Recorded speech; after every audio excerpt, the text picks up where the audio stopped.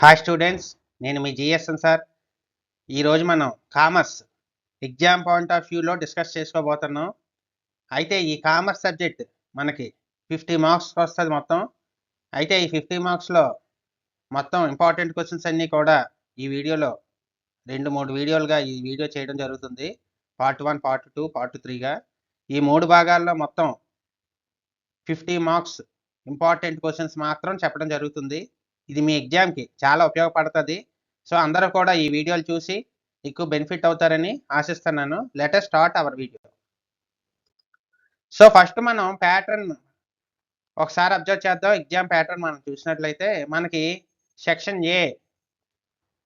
ఏలో మీరు అబ్జర్వ్ చేస్తే answer any 2 of the following questions in not exceeding 40 lines each.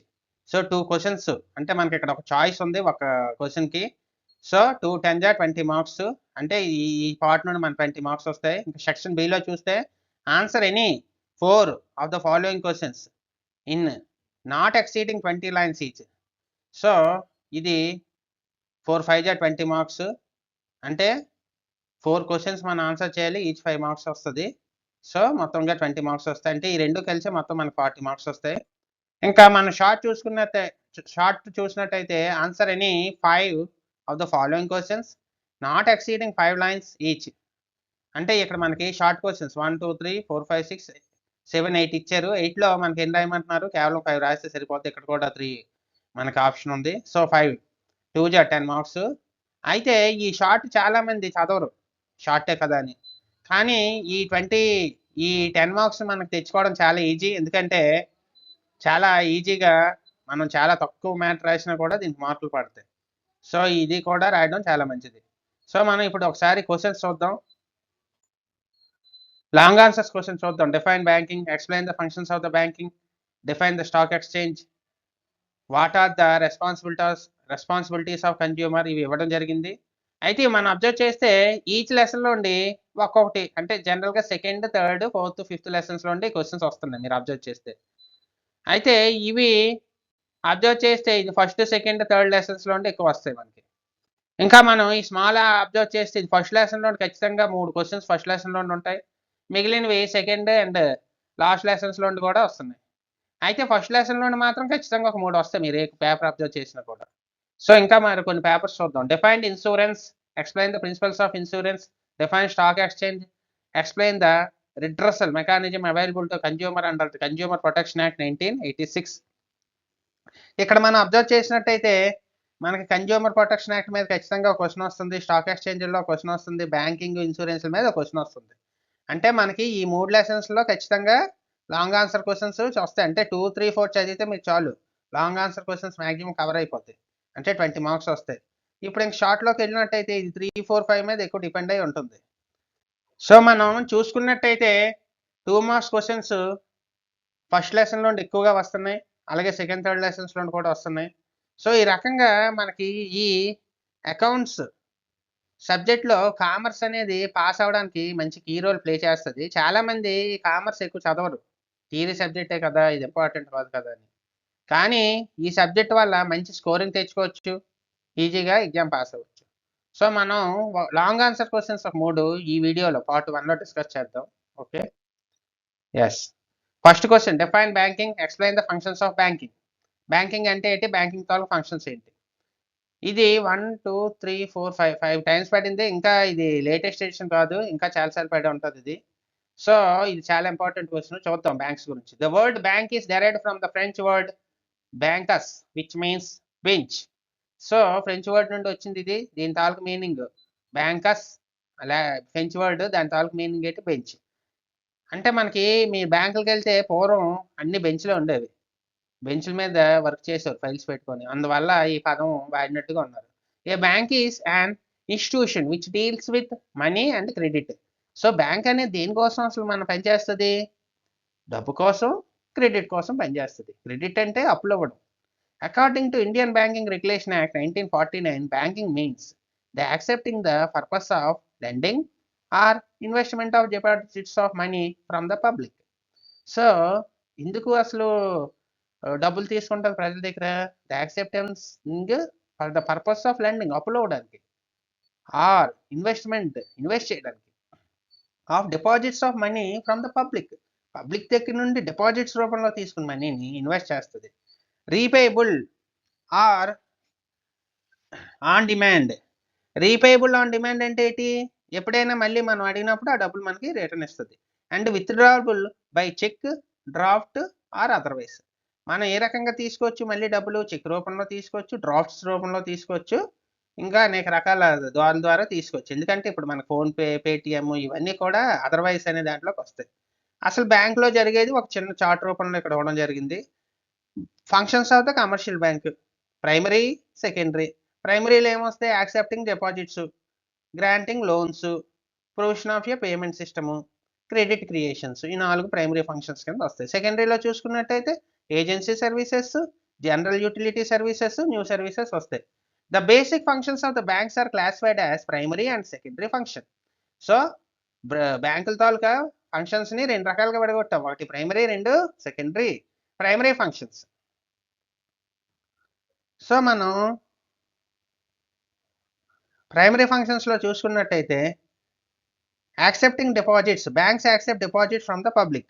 Fixed deposit account, customer deposit money for a fixed period and can be withdrawn only on a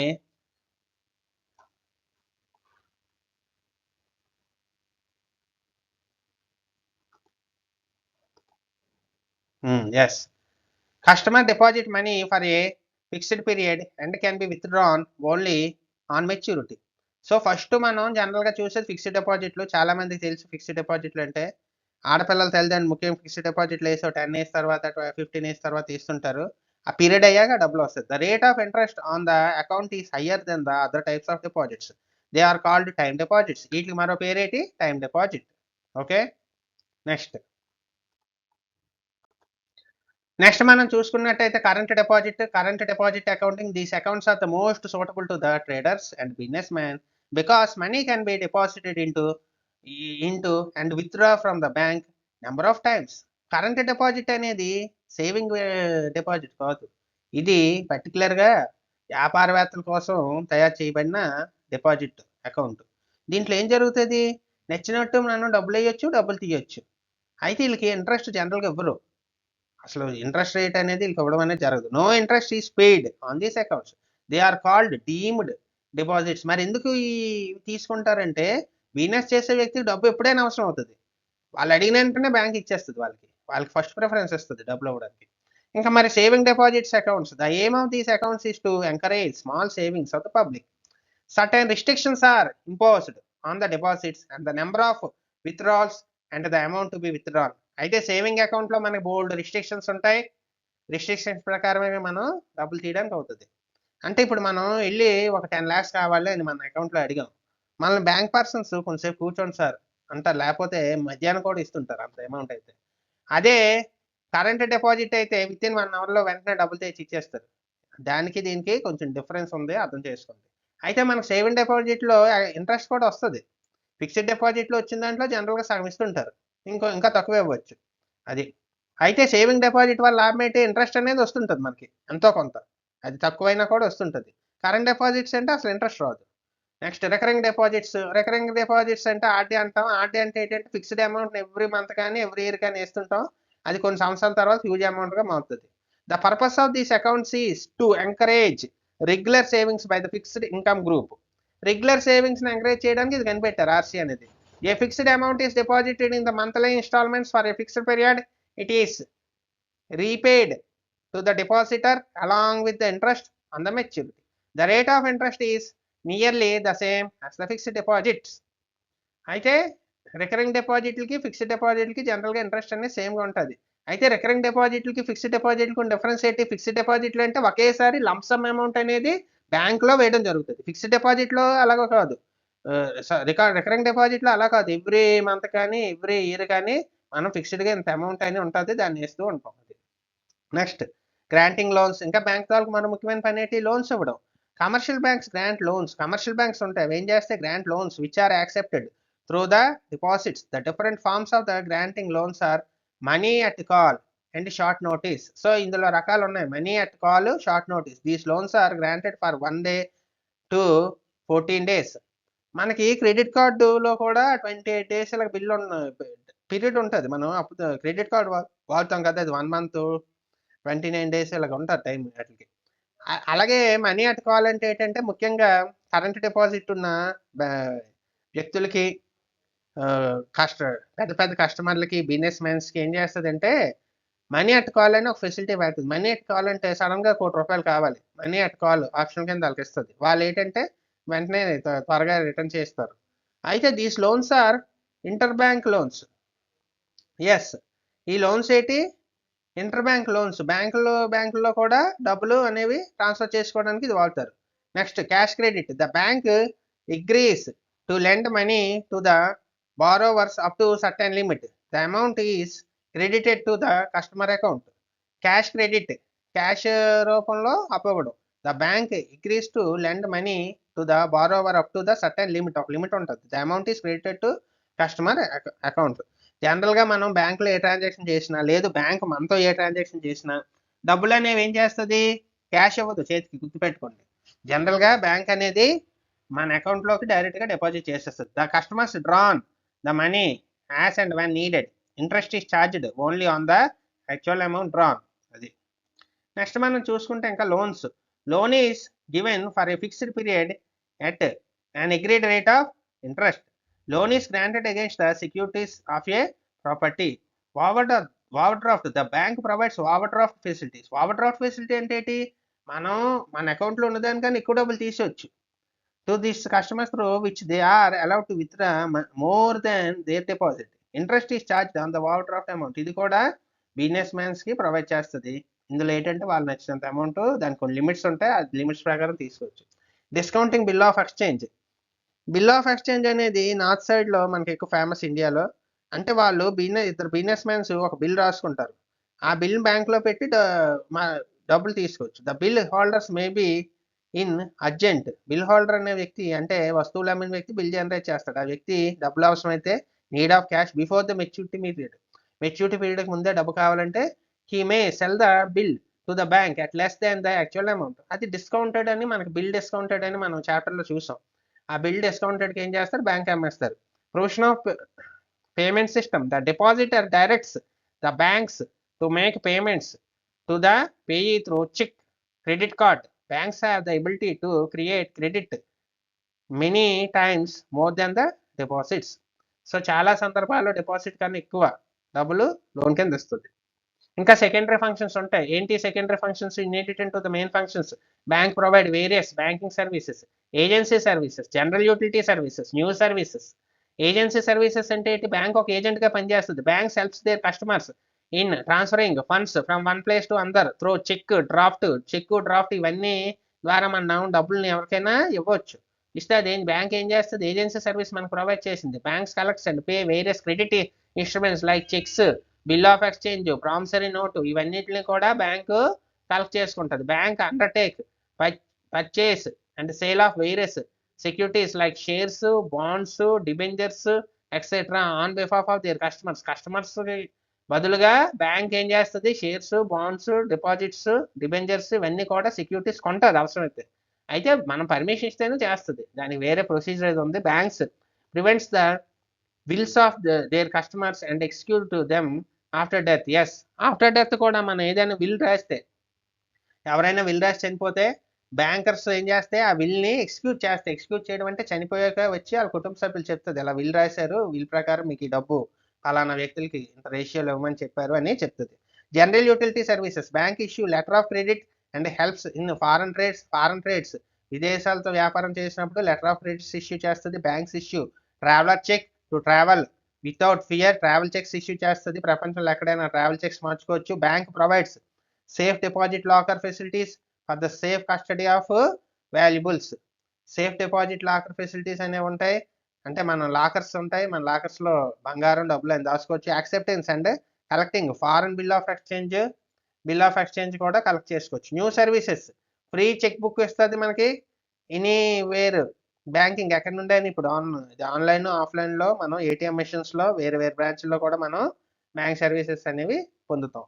free internet banking facilities కూడా ఉన్నాయి. Next explain the objectives and functions of SEBI. So first question banks చదువుకున్నా, అది 10 marks, ఇది కూడా 10 marks, ఇది కూడా almost 1 2 3 4 5 times కన్నా ఎక్కువ వచ్చింది. సో సెబీ గురించి ఏమంటున్నాడు, explain the objects and functions of SEBI. SEBI ఏం చేస్తుంది? So the securities and exchange board of India, SEBI. SEBI అంటే ఏంటి? Securities and exchange board of India was established by government of India in 1988. So government of India 1988లో ఇది establish చేయమంది. ఎందుకు చేసింది? To protect the interest of the investors and regulate the working of stock exchange. Stock exchange లో జరుగుతున్న లావాదేవీల్ని పరిశీలించడానికి, regulate చేయడానికి ఇది కనిపెట్టడం జరిగింది. It was to function under the overall administrative control of the minister of finance and government of India. The statutory status was conferred to SEBI in January 1992. So జనవరి 1992లో ఏం జరిగింది? సెబీకి ఒక స్టాట్యూటరీ బాడీ కింద ఇది గుర్తింపు పొందింది.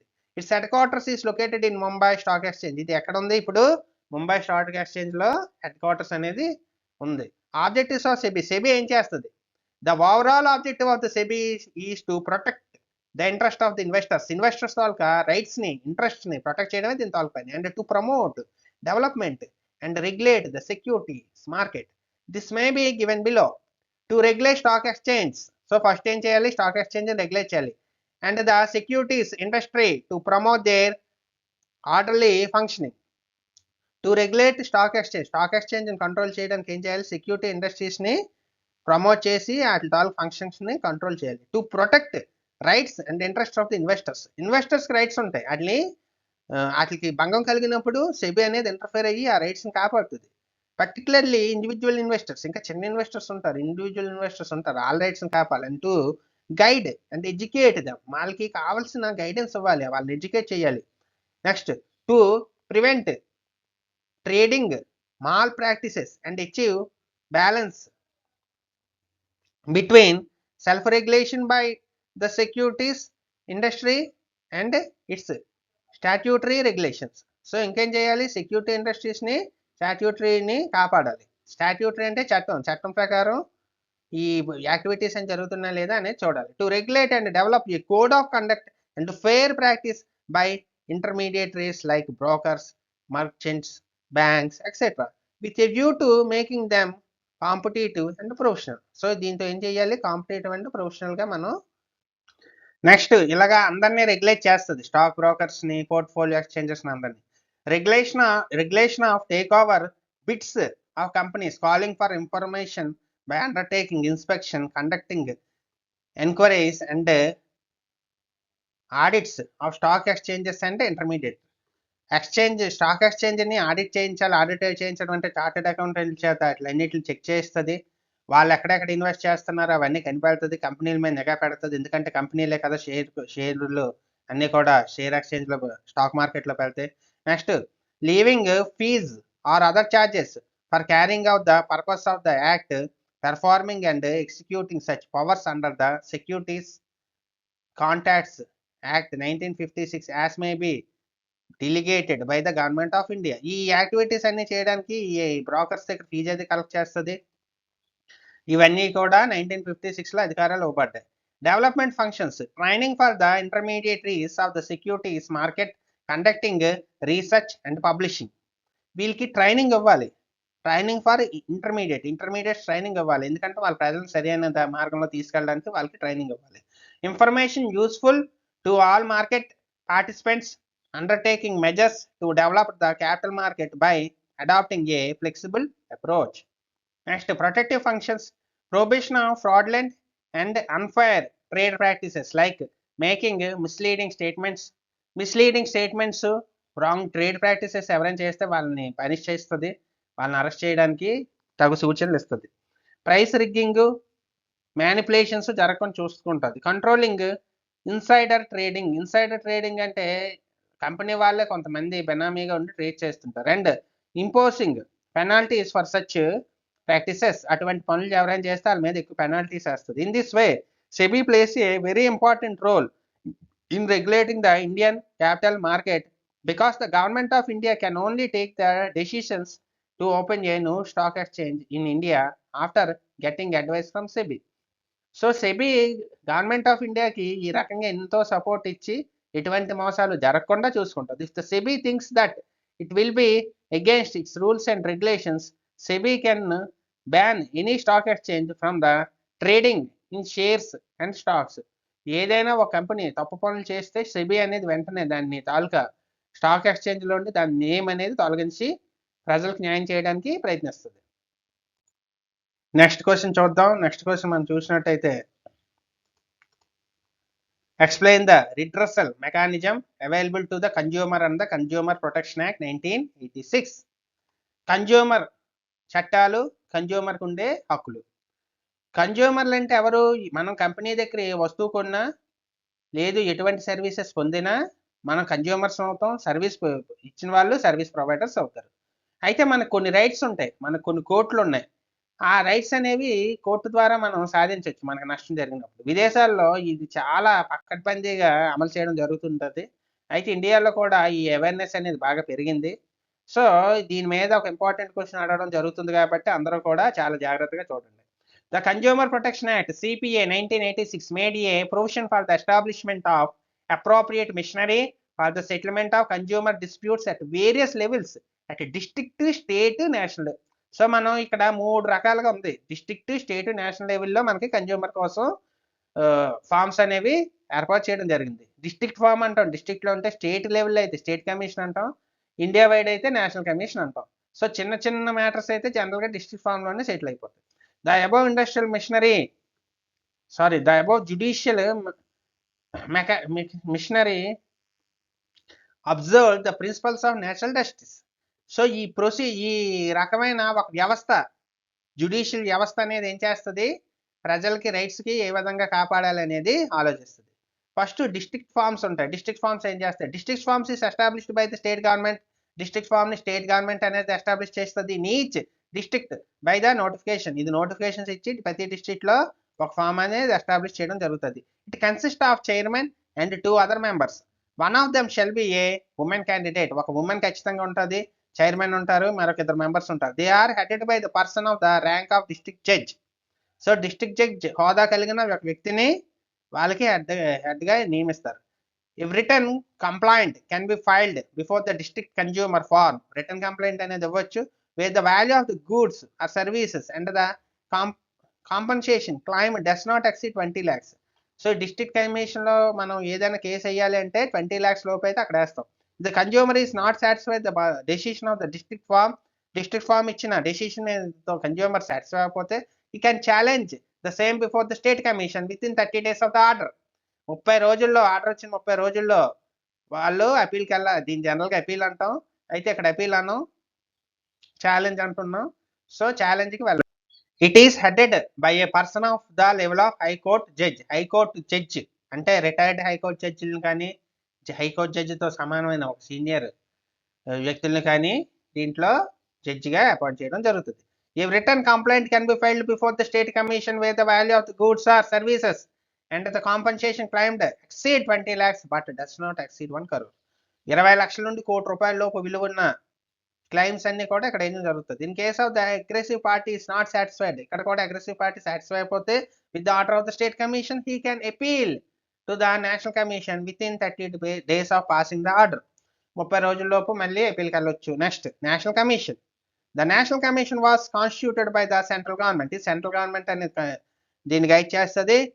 It is the highest authority to settle the consumer disputes at the national level. ఇది ఒక highest authority.